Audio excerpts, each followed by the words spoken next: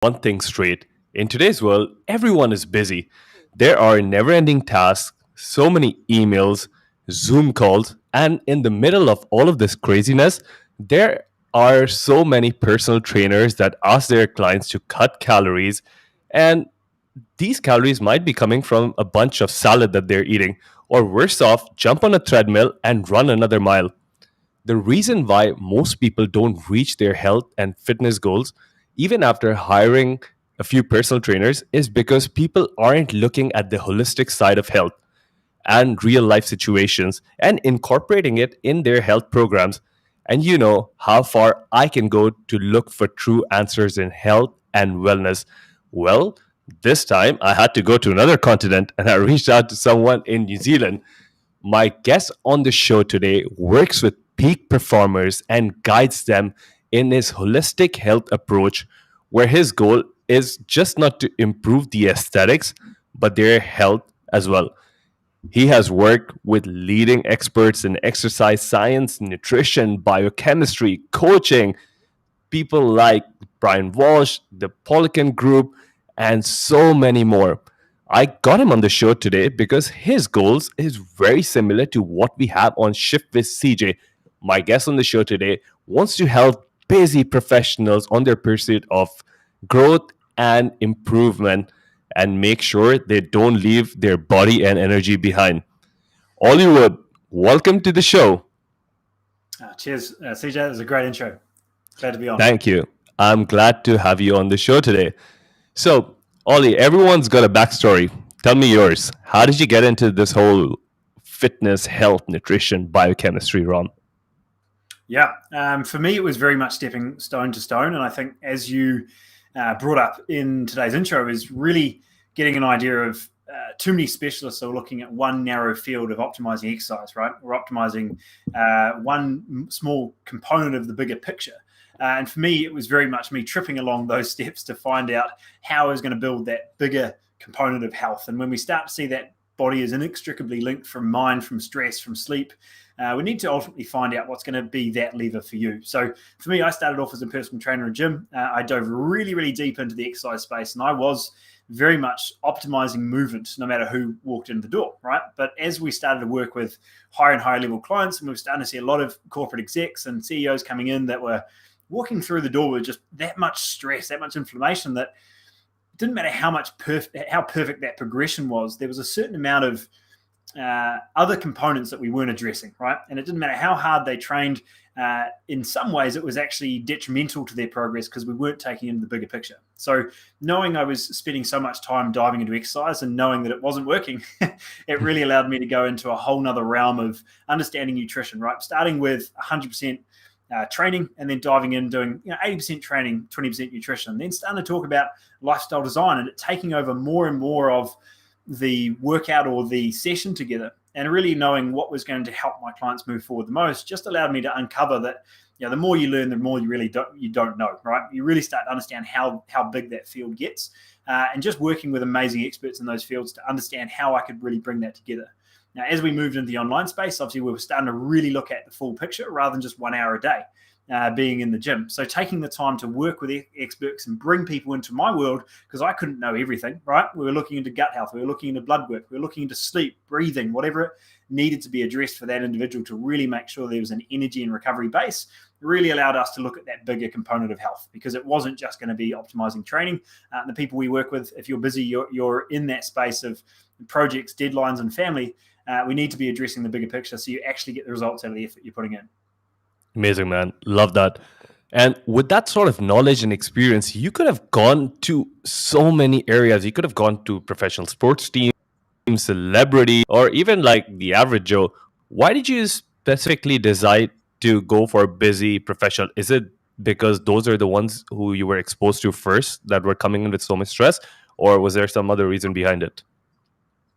Yeah, really good question. For me, I started off in the professional sports space, not necessarily national level, but very much getting into a high level rowing, diving into all these spaces of, and in that space, I think there's still a massive gap between training really hard and the nutrition component too. But very much from the people I was working with, I was personal training alongside working in a startup, working in some sort of other spaces there where I was very much in that corporate or professional setting. And I was living it, right? I was going through it. I was training really well. I was nailing my nutrition and nothing was changing, right? I wasn't taking into account those stresses. I wasn't taking into account the deeper picture. And that just allowed me to know who I was working with and how I can communicate that effectively because I was living in that world. And I think for me, it was just making sure I was resonating with the people I was working with, knowing that it didn't matter how hard I worked, it worked. And I had everything perfect from that progression if I wasn't looking at the full day. So it was very much just what was being lived. Okay, that's nice. Most of the time, I find out that all of the people who are sort of getting into a space to change it, they're mostly living in that space, and they're just like with no answers. They're like, okay, like yourself, you were living in the space, and you're like, okay, there's something wrong, and there's no one here to change it. So let me take a step and change it. So kudos to you on that, man. So Yeah, you like talk about nutrition.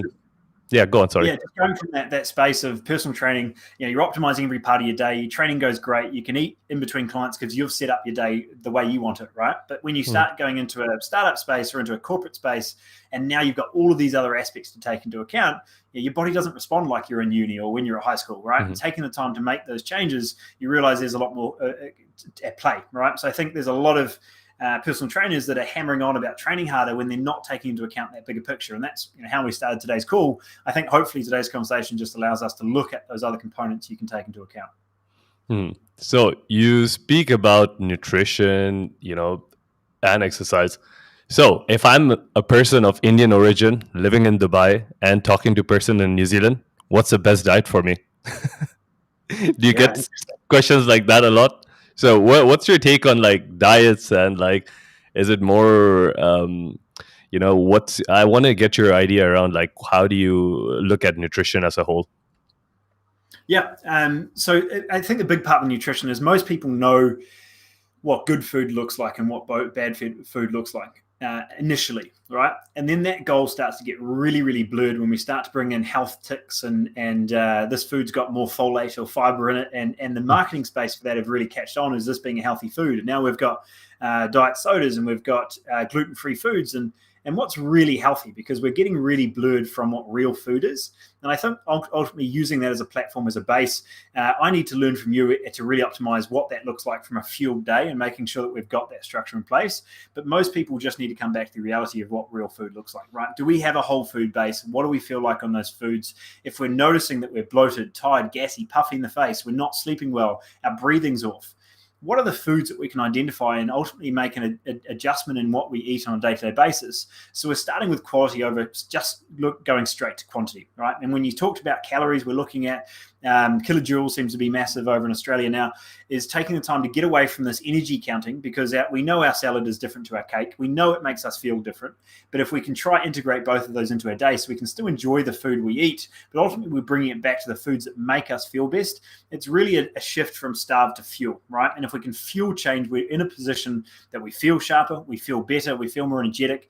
And ultimately the whole goal of feeling good and looking good should be one, right? It's never just fat loss. It's never just muscle building. It's looking at how we can really fuel that day. So if there was one initial change I'd look at is we're counting colors, not calories, right? If we can make that initial change, add in a little bit more nutrients to that space, now we can start to build on that. We can look at fancy things like timing and certain adjustments of where our fats and carbs are in the day or whatever comes in. But people was trying to be, put the icing on the cake before they built that platform. And I think we need to start with that foundation there, because the more foreign that starts to look through all the foods and preservatives and things that are added into foods that are healthy, right? I think that's what's really blurring the lines. Mm-hmm. I like that idea. And I like this thought process that we both share, that cutting calories isn't just going to help increase your health span. Although I might argue for a bit that sometimes strategically cutting your calories or calorie restriction can be one of the most powerful ways to sort of increase your lifespan and longevity, and that's a whole other area. But for most people, and what I see normally a lot of personal trainers do is like a person's eating salad all day and they'll be like, oh, cut down on your salad because you might be eating some more calories, or just jump on a treadmill or exercise for like 30 minutes more. And in a real world scenario, that doesn't really work because the person is already tired. They're so Yeah. hormonally depleted. Their endocrine levels are trashing. So, yeah, that whole calorie counting approach, I'm not too big of a fan of. While looking at your work, I found something else which I haven't seen before. And that was something known as the health anchor. Now, I've come across the word anchor in many situations when there's a person is getting ready for a competition. People can associate a certain kind of movement, or crunching their hand, or something with an anchor that drives them through hard times. But tell me about this idea of health anchor. Did you coin this term? Yeah. So the big one for us is we're looking at all these components that you just mentioned, right? We're looking at hormones, we're looking at gut health, we're looking at inflammation. Which one of those are holding you back, and what are those ultimately those bigger levers to change? Because if we're running off fumes, right, we don't have enough fuel to actually go through the day. There's no point suppressing that down further. And we've got, I'd say, 50% of our clients are actually eating more than what they were eating before because they're starting to eat the right things, right? So starting to integrate that awareness of how do we build that body up and start to look at our stress, our sleep, our gut health, our liver function, our how much we're training either too much or too little, right? And really managing how that body's working, ultimately for us starts to be condensed down into three main stresses, right? So we're looking at psychological stress, right? What's happening from a mental chatter standpoint? Are we having some arguments at home? Are we even just how we're with the state we're in around when we eat? If we're stressed out and we're trying to eat some food, that's going to be completely different. If we're calm, we're actually conscious to how we eat, right? So looking at that psychological component is our first stressor. Second one will be the physical, right? Like I said, can we find our sweet spot of exercise? If we're stressed out all week, we haven't eaten enough, we're underslept, and we go smash a big leg day, that's actually going to be counterproductive to us moving forward, right? Whereas if we're not exercising enough, clearly some sort of movement is going to be helpful, but where do we start, right? So we're trying to find that sweet spot with physical stress, right? And then the last one is going to be that digestive stress, right? Taking into account, like we talk through, what foods are inflammatory, what foods are making us feel less than our best, and how can we shift this conversation to more quality and less of the quantity game initially to start, right? Thermodynamics is certainly going to play a role, but taking the time to build a platform first has to be the start of that conversation. If you're feeling sluggish, you're feeling run down, your body's just not working like it used to, those three stresses is where we start. And health anchors as an overall term. Yeah, it's a quite good term. I might have to steal it from you and use it on some other podcast. So thank you for sharing that. And you also have a quiz on your website. Now, uh, for those of you who know, I'm super curious. So I went and I took that quiz, and my result Yep. was something around male energy and gut upgrade. But Mm-hmm. so for anyone who's listening, Ollie has his website, and on his website, he has this quiz that you can take, which is approximately, I think it took me less than 5 minutes. It's about 12 questions or so. And at the end, Ollie walks you through your result, and he gives you some tips on a video. That was pretty smart. I really appreciate that. Makes people's life easy. Thanks, Ollie. And there was something in the video that you said that still struck on me. You said something like fitness advice. People are confused between a lot of fitness advice and health advice, and I think that's pretty interesting to talk about, because a lot of the times we will have a lot of people who are in sports performance and athletic groups, and most of the people will be understanding what Michael Jordan or some other superstar is doing and try to incorporate that into their life. And 9 times out of 10, most of them either burn out or fail because they don't have the recovery capacity or something else. But like, I want to get your take on this. So, how is fitness advice different from a health advice? Yeah. Well, where you're going is definitely accurate in regards you can't go from driving a desk to a professional athlete overnight. No, there's levels to go through. So what's relevant and what's important for you to start with is going to be very different to level 10. But ultimately, the big conversation between that gap between health and fitness is taking into account like what is ultimately good for you. Because if we're going just down the fitness route, you know the kind of sports where we get to, it's no longer healthy, right? If we start getting below 6% body fat, right, it's no longer healthy. If we start to get ready for an Ironman, there's a point where that level of distance is no longer healthy, right? Like it's purely performance. Whereas on the health space, we can start to look in from a medical field, there's very, very general ranges, right? We're alive, but we're certainly not optimal, right? And if we're functioning off taking a pill for this and a pill for that, and we're just trying to get through with normal levels, well, normal's not very easy, right? Normal is broke, overweight, and not particularly happy, right? So taking the time to go through that space of how do we find optimal again is trying to find that balance of what's going to look good for you. We want to be fit, we want to be healthy, but ultimately how do we find optimal for you is going to require a little bit more personal touch. Mm-hmm. Thank you for sharing that. And I think it's very important for everyone who's listening to understand that, biochemical individuality, or like how different you are from your neighbor to your parents to, your best friend, does matter. It matters in health, it matters in the foods you eat, and it matters on how much recovery time you have and how much stress you have, all the things that Ollie mentioned earlier. Now, when we look at men, most of the men would sacrifice their health for a good time. And by good time, I mean, like, going to the bar, having a few drinks, especially a couple of beers. And everyone's heard that, alcohol might not be the best thing. But what people don't know is that alcohol is one of the leading causes that can slow people down. It can age people faster. It could have so much of metabolic dysregulations. So I'm sure in your practice, you see a lot of people who come. I mean, do you see a lot of people who have this problem of, like, okay, hey, Ollie, I want to get in shape, but I can't stop my beer. So what do you tell a person like that? Yeah. So one of the biggest things that I think is a huge part of coaching that is missed in a lot of certifications, for example, right? There's some incredibly bright people out there that know all of the biochemicals, all of the things, but being able to actually coach someone either in person or even more importantly over Zoom is a whole nother skill set, right? And it comes down to how am I going to get this person to buy in to this change? They've told me they want it, but doing it is an entirely different space. So taking that approach of this is bad, you shouldn't do it. We know that doesn't work, right? Everyone knows that it's bad. They do it anyway, right? So that's not really the approach we take. I think ultimately it's a case of nobody comes into our program without going through a process of, can we help you? Are you a good fit? Are you coachable? Are you in a space that you're ultimately ready to change? Because it doesn't matter how much you pay me. That's the easy part. You actually changing those habits in your day. You being aware of the 99% that you're not consciously changing needs to start to become more of that conversation. And when things get uncomfortable, when people start to get into a space of change, there's stress in that in itself, and they need to be in a position that they are comfortable asking for help. So we have a very strategic setup in regards to how we make sure we can help our clients in the best way forward before they've even started the program, right? Priming that change and ultimately being in a space that we know what are the simple tweaks we can make to make this whole process easier, right? There's no point starting with the 5 workouts a week and you need to count the calories if we haven't even taken into account chewing your damn food and sitting down, right? Taking the time to look at that space of what are the key drivers, key linchpins that are getting in the way of you actually making those changes, so we can break it down into smaller steps. And, the classic analogy here is trying to you're not going to just give the person garlic, right? They're not going to eat it. But if we can wrap that garlic in ham, right?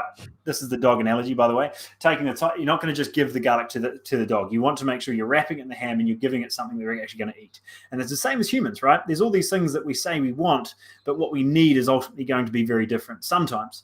So taking the time to identify that approach of being a coach that allows us to go through a process of ultimately finding out what their why is, what really motivates them, what is the minimum effective dose that's going to allow them to move forward, and what ultimately is going to fit into their life. Because we can obsess about the perfect program, the perfect workout, but if it doesn't fit into their lifestyle, then it's completely useless.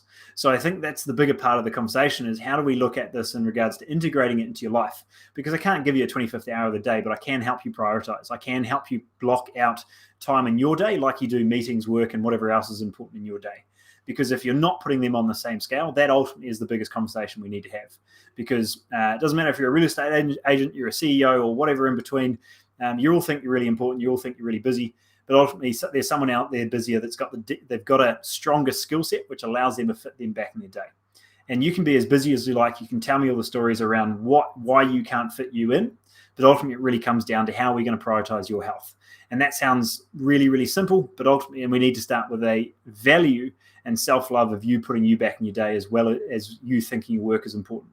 until that becomes as important, you're always going to struggle with your health. Mhm.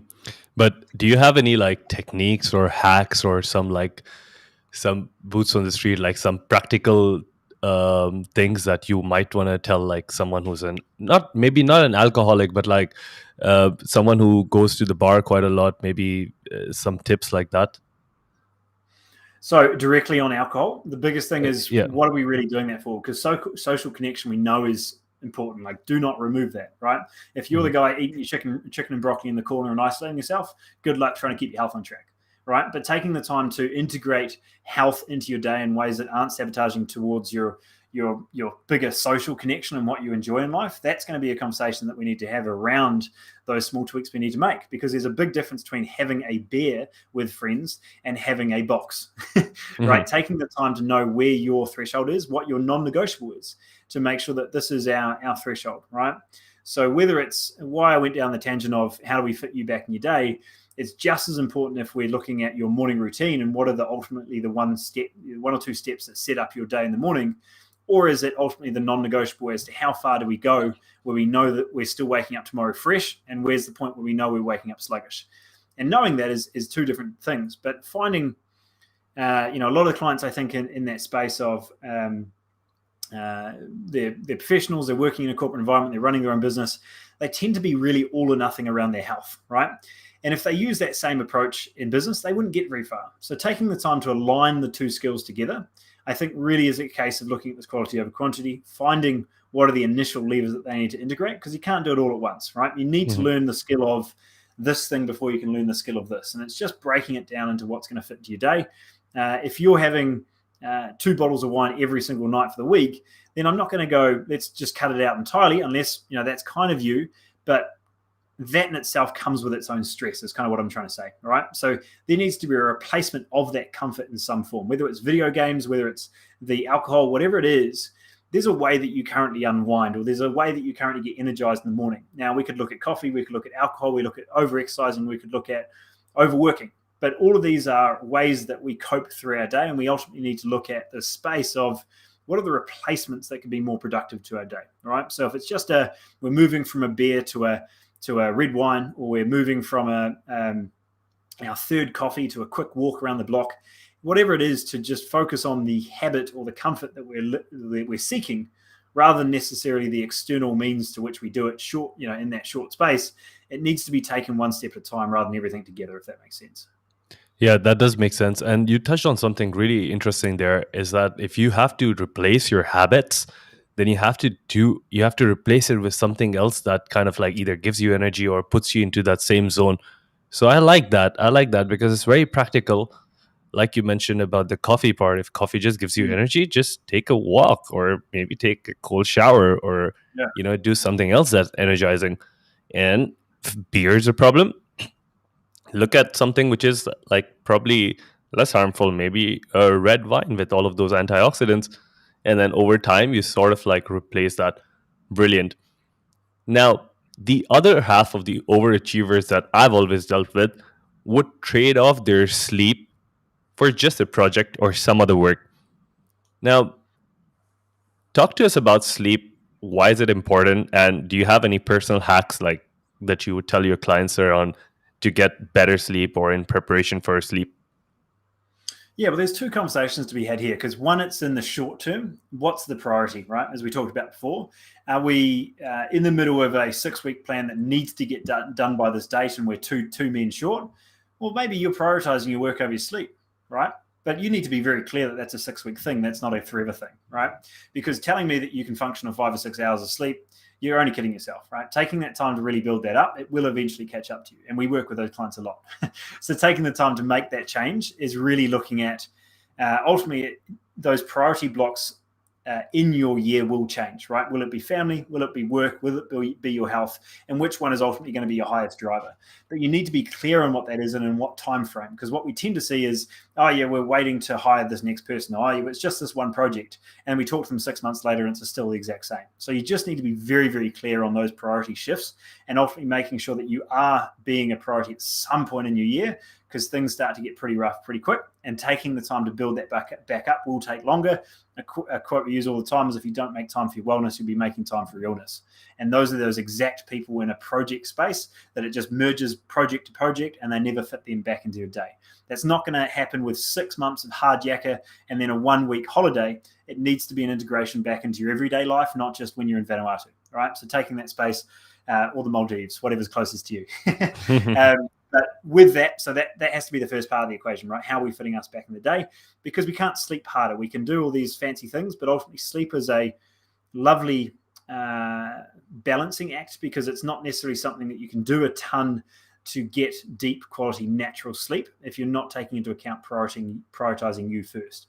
Because the biggest things that are going to improve sleep are going to be the things that happen just before you go to sleep and the things that you do when you wake up for the following night, all right?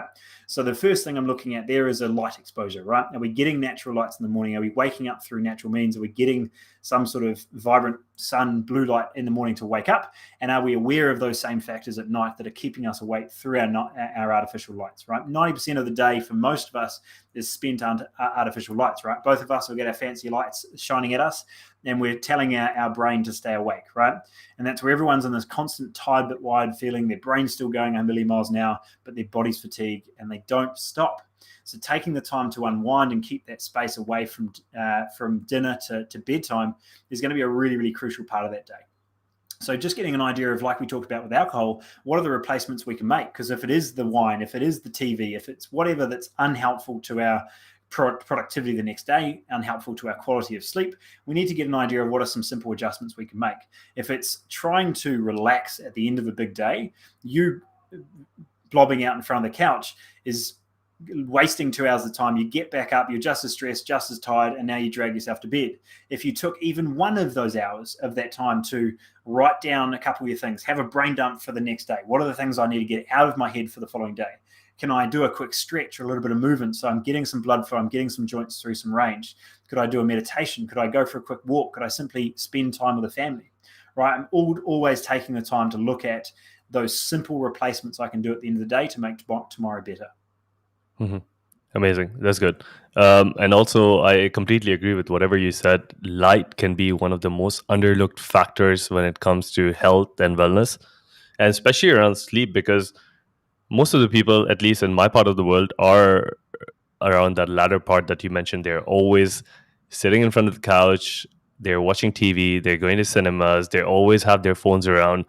No one is aware of the harmful effects of blue light in the off hours in the evening, on how blue light causes all this retinal damage. It can just misplace our body clocks and make it feel like, it's time to be up when it's not time to be up. And to disengage from that can be a big deal. And of course, you can have blue light blocking glasses, and you can shut off the TV, but really it comes with the intention. Like, you have to intentionally know. And sometimes knowing all of these things can be complex, because of course chronobiology and circadian biology is a field of itself, and there are so many other things. But yeah, talking to a professional, if anyone who's listening, who has understood all of those things, like Ollie mentioned before, all of those biochemical pathways. Now we're looking at photoreceptive pathways, so many different things. But chances are you wouldn't know of them. So might as well talk to a professional, get their advice, who lives this day in and day out. Now, on your website, I also came across something which is the Body Reset Program. Now, I believe it was a 5-day program. Now, if someone is listening in the audience, of course, go to all these websites, sign up, see what you can do. But what would be some of the big takeaways from this Body Reset Program? Yeah, so the big things that we go through, Body Reset Program is different from the 5-day challenge, but that's the 5-day series that we give away for free. And ultimately that space is just going through a lot of the conversations we're having today, managing the central nervous system, understanding what are the foods that we need to take into account or consider either removing or adding to allow us to really fuel our day, and how putting all those steps together, right? 5 days is not a lot of time, but if I can give you a couple of small takeaways to consider in your day-to-day life, the big one in day one is we're looking at how the body slows down after 30-40, right? What are the changes that happen? What are the adjustments we can do to really elevate our energy, our mood, and ultimately continue dropping body fat, building muscle, whatever that body composition space is? We need to be looking at the bigger picture. So looking at central nervous system, looking at those stresses is a big part of that conversation. All right, diving into the health anchors, understanding what are those food adjustments you need to make that allow you to get more out of your day. We dive into movement. Obviously, that was a huge background of mine, understanding what we look like in regards to, again, this quality and quantity conversation. How can we start contracting muscles so that they're not banging up joints? How can we make sure we can set up a simple morning routine to get more out of our body, whether we're a runner, whether we're in the gym, whatever else, just making sure we feel structurally strong. And I think an important part of that as well is the challenge is not about motivation, right? It's about finding that intrinsic drive that's going to last long term. And that's a big part we focus on throughout that challenge, is to make sure these are simple steps that you can add into your day. So your own experimentation, your own building block of understanding what is your next step and identifying your next anchor that we can help you move forward from there. Mm-hmm.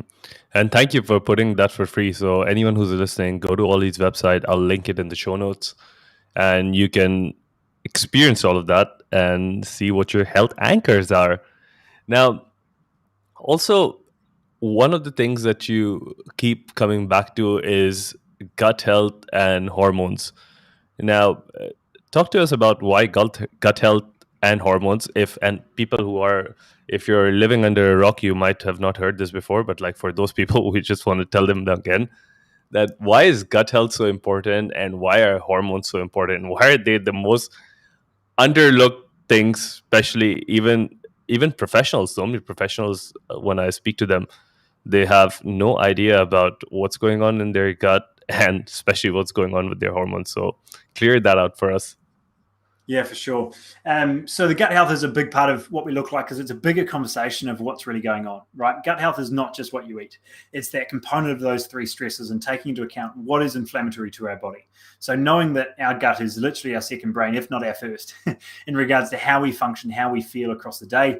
It's, majority of our serotonin production. It's majority of our components of how we feel there.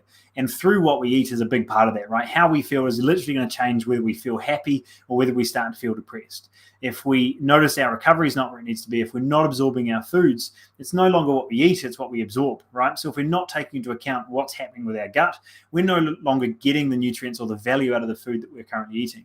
So it just comes back to the same conversation of if we're putting in the effort with eating great foods or trying to train really well and you're not seeing a response there, our gut health becomes a really, really nice place to start to really ultimately look at the bigger picture of health, because it's no longer just foods, it's stresses, it's sleep, it's taking into account this inflammatory stress on the body, because we know that's compounding over time. If we're not taking into account the dairy sensitivity that continues to cause issues, right? This is continuing to damage our gut lining. If we're continuing to take a medication that is for acid reflux or whatever it might be, when a lot of the time we're seeing that this is actually rather than too much acid reflux, it's usually not enough, right? Because we're taking all these random foods, we're taking foods that are inflammatory to our system, and we're no longer actually able to break down the foods we're eating, right? Because we're having water or beer with our foods, we're not even chewing on the way down, and it's really disrupting that balance in our microbiome. So taking into account what that looks like with a looking after your gut and understanding that's telling you all the signals you need in regards to the food that you feel best on, it becomes your biggest coach, right? I'm not going to tell you what food feels best for you. I'm going to allow you to simplify where to start, and you're going to tell me what you feel best on, right? And it's building that platform through what those signals really are to our body and what the systemic effects are on the rest of our body through simply making those tweaks and starting there. Now, hormones is obviously a massive picture, but majority of the time, that's not you changing them directly. And that's why looking at the conversation of gut health allows us to look at the toxicity levels. We start to look at the liver stress and lack of excess estrogen clearance or whatever it might be. It comes back down to the body as a whole and how that system is really functioning and firing. And then those hormones are going to have a significant impact on that, right? Because we know thyroid function comes down to stress and nutrient deficiencies a lot of time. Where's that going to come from, right?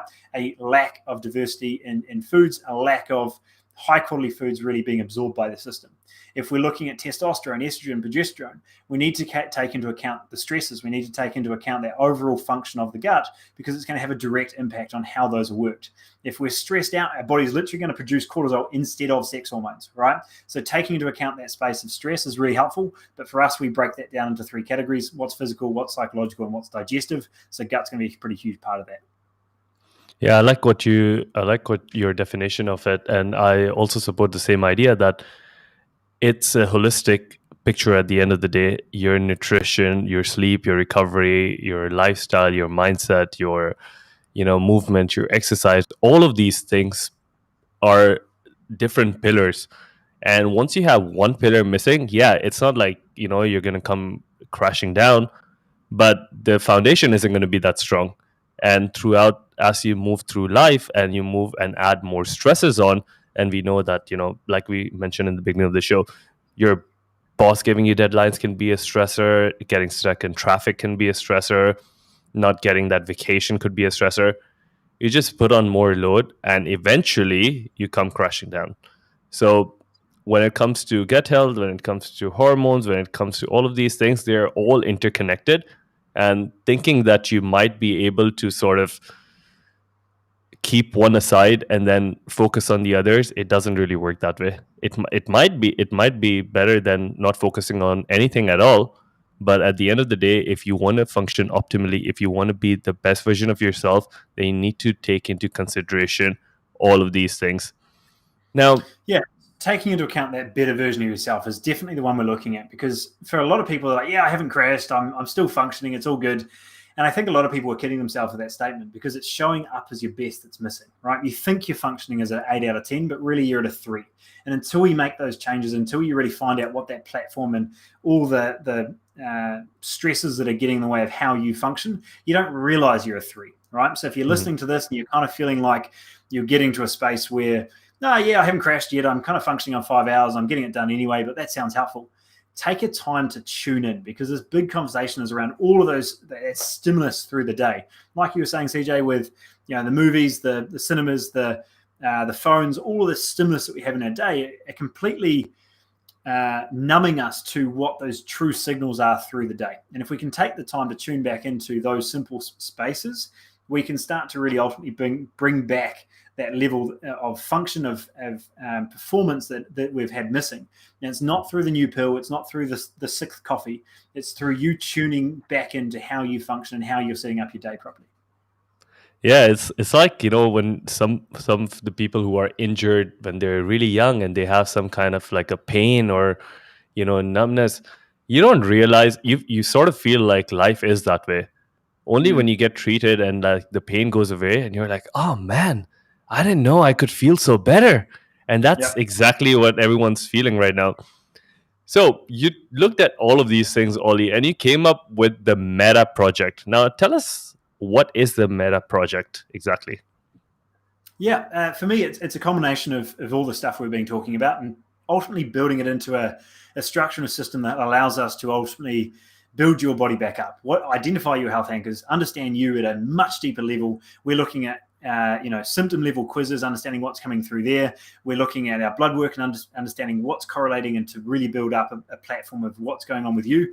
And this is much bigger than myself, right? We've got mindset coaches on board that are incredibly intuitive with so many different areas they've worked with in the past. We've got clinical nutritionists, we've got our exercise specialists, we've got the whole process laid out, because we want to make sure that we're looking at the full picture. As we started today's conversation, it's not just looking at optimizing training. It's not just at optimizing nutrition, right? It's taking into account how do those build together? How do we take into account finding how to get your body back up and firing on all cylinders? And ultimately, that system allows us to take you through those 4 R's. So for us, that reset, simplifying where to start, building out a bit of a platform of how do we simplify fitting you back in your day. R2, that allows us to go deep into that repair component, building back up liver function, building back up any deeper health anchors we're finding in your blood work.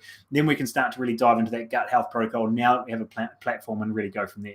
If we can do that alongside building you through a periodized training plan, and make sure that whether you're from home, you're in the gym, you've got injuries, there's imbalances we need to work with. If we can tie that together, we're starting to really manage stress with any of those properties of good stress, bad stress, right? Your training, nutrition, the digestive component. We want to walk you through that whole process. So meta being the high level of self-awareness, taking into account all of the components of health, it just allows us to put it in one place and make sure that we're really looking at you at a high level performance that actually fits into your life.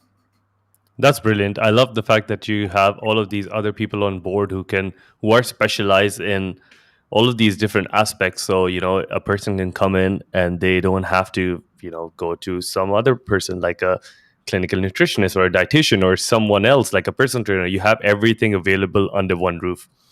Kudos to you on that. That's amazing. Now, walk me through a typical day in your life. Like, what happens in a day of Olly Wood's life, so we can steal some of your practices and like incorporate it in our own life. Like, what do you do when you wake up? Is it the first thing you go for a walk to get that natural sunlight? Do you fast? Do you exercise once a day, twice a day? What's your day look like? Yeah. For a lot of people, like we've been talking, I think that would be listening to a call like this, is the middle of the day can be very blurred. There's a lot of things going on. So that's why that morning is so essential. And that's why we focus on it with all of our clients. So morning for me is wake up. We're straight into a 10, 15-minute meditation. Usually I'm trying to do that in front of outside, or at least in front of a window. So I'm getting that light exposure there. And then I'm straight into a workout. I do a gym workout in the morning. I rotated those around in regards to walk or gym. For me personally, I always like the more intense exercise in the morning. So I have my resistance training, usually 45 minutes in the morning, back into morning meetings and building out my day there. I always make sure my creative space, my most productive stuff is in the morning of the day, or the first half. And then we dive into more team calls, one-on-one calls, meetings and stuff in the afternoon. But I've always got my afternoon anchor somewhere around 2 p.m. where I always go for a 45-minute walk, listen to a podcast, do a video, whatever it might be, as my afternoon structure. And then as the night gets on, it's more finishing off those little to-dos or whatever it is from there. But for me, the biggest part of my structure and the two things that I've got blocked into my day is my morning workout and my afternoon walk. And that just becomes my little pattern interrupt. Doesn't matter how much else is going on. I'm trying to make sure that I can check in with myself. I know where my breathing's at. I'm still getting some sun exposure. I'm moving, all right? And I've got those two anchors to really make sure I'm checking with me. So the rest, we've got 250 clients on board. We've got a whole bunch of team members. We've got all sorts of projects running all over the show. As I'm sure your listeners have, is all the things going on, but it's ultimately just finding a way to add those anchors into your day. So if there's any value from my routine, it's ultimately making sure that how you start your day, how you nail those first 20 minutes, will set up the rest of your day pretty quick. And you've got to protect that time like it's your job. Mm-hmm. So put that in the calendar and make it a non-negotiable, everyone who's listening. Yep. Thank you, Olly, for sharing that. Now, I could, two podcasters, we could go on talking for hours and hours, but for the interest of this show, we're coming to the end of the show now. And my last question to you would be, if you had a time machine and you could go back in time and you could give yourself maybe 1, 2, 3, whatever pieces of advice. Now, this doesn't have to be about diet and exercise or about how you could improve your coaching business, but about anything in life. If you could go back to your younger self, what would you tell yourself?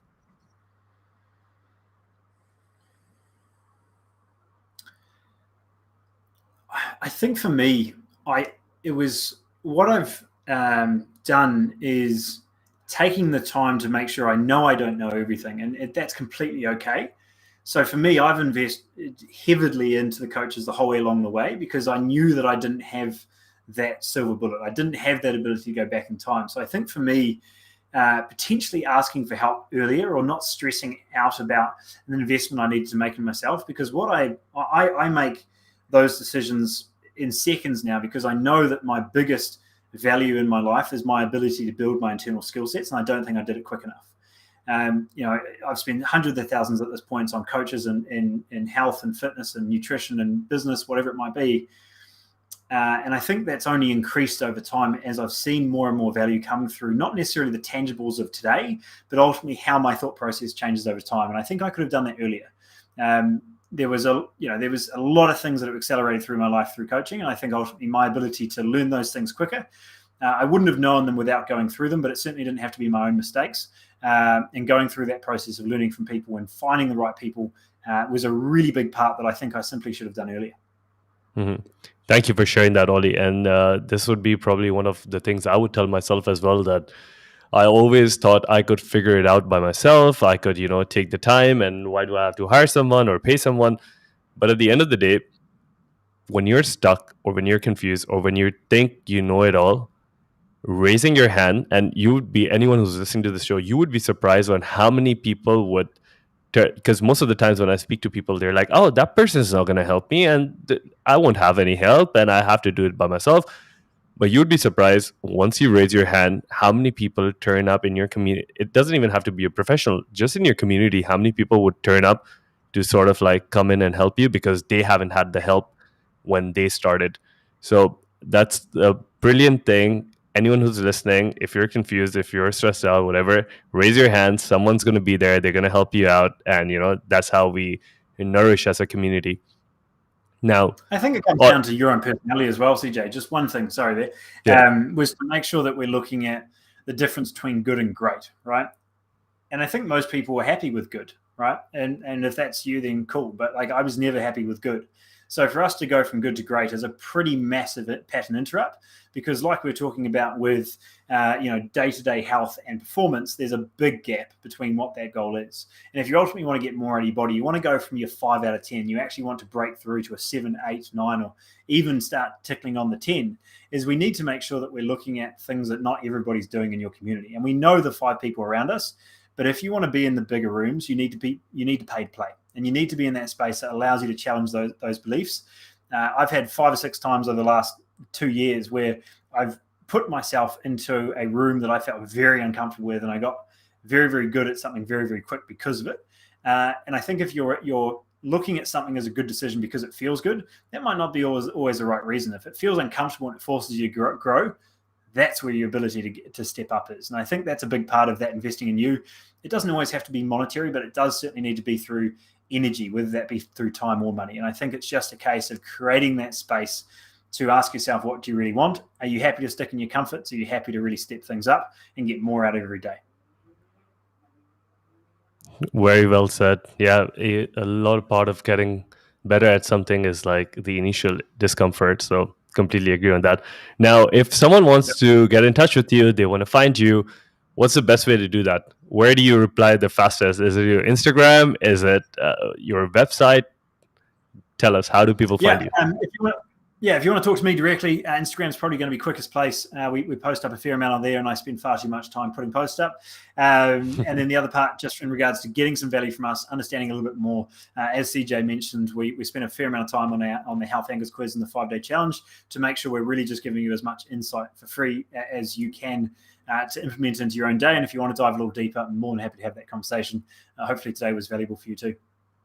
Amazing. So you're going to see on my stories a link to Ollie's Instagram. On the show notes, you're going to have the website name.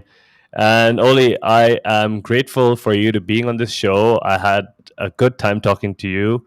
I'm sure we spent very good time touching on topics, and this would be a very valuable podcast for a lot of people who are listening. I appreciate all the work you're doing, man, and take care of yourself. Thanks for Yeah, being appreciate on. it, man. Great questions. Thanks for the podcast. Thank you. And everyone who's listening, this is me, CJ, signing off from Shift with CJ podcast. Everyone have an energetic day, a week, a month, a lifetime ahead of you. Take care, everyone.